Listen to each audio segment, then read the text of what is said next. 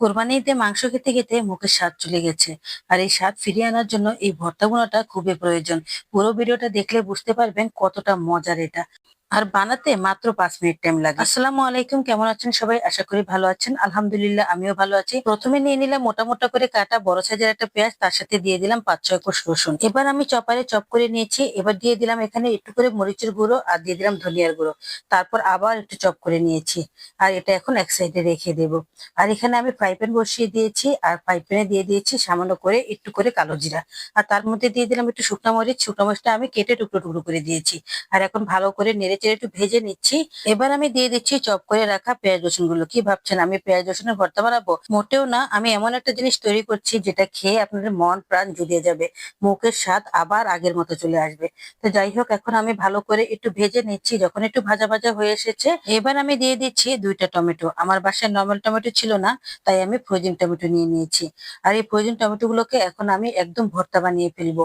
যাই হোক, এই তো ভর্তা বানানো হয়ে গেছে। আর এখন আমি দিয়ে দিচ্ছি। আজকে যে রেসিপিটা তৈরি করছি সেটা কিন্তু আপনার বাসায় চারপাশে ছড়িয়ে ছিটিয়ে থাকে। চাইলেই আপনি বানাতে পারেন, অনেক মজা হয়। অল্প একটু দিয়ে অনেকটুকু ভাত খাওয়া যায়। তো যাই হোক, এই তো এখন টমেটোটা কষানো হয়ে গেছে। এবার দিয়ে দিলাম এখানে সামান্য করে একটু হলুদের গুঁড়ো, তারপর দিলাম ধনিয়ার গুঁড়ো, তারপর মরিচের গুঁড়ো, আর সাথে দিয়ে দিলাম স্বাদ মতো লবণ। মরিচের গুঁড়োটা একটু বেশি দিবেন, কারণ ঝাল ঝাল খেতে খুবই ভালো লাগে। তো যাই হোক, এই তো তারপর নিয়ে নিলাম এখানে শাক। আমি নিয়েছি এখানে কলমি শাক। আপনি চাইলে যে কোনো শাক দিয়ে করতে পারেন, কোনো সমস্যা নেই। তবে এক মুঠ শাক হলেই হবে। এক মুঠ শাক দিয়ে আপনি অনেকটা ভর্তা ভুনা করতে পারবেন। আর সেটা দিয়ে খেতে যে কি ভালো লাগে কি বলবো আসলে। আপনার মুখে রুচি না থাকলে রুচি এমনি এমনি ফিরে চলে আসবে। এতটাই মজা হয়। মশলাটা কষিয়ে নিয়ে 3 মিনিটের মতো, আর এখন শাকটা 2 মিনিটের মধ্যেই কষাবো। বলেছিলাম না 5 মিনিটের মধ্যেই রান্না শেষ করবো। এই তো 5 মিনিটের ভিতরেই আমি রান্নাটা শেষ করে ফেলছি। এখানে এখন শাকটা একটু ভালো করে কষিয়ে নিচ্ছি, একদম মিশিয়ে নিচ্ছি মশলার সাথে। মেশাতে মেশাতে দেখেন অল্প সময়ে শাকটা কি সুন্দর করে মিশে গেছে।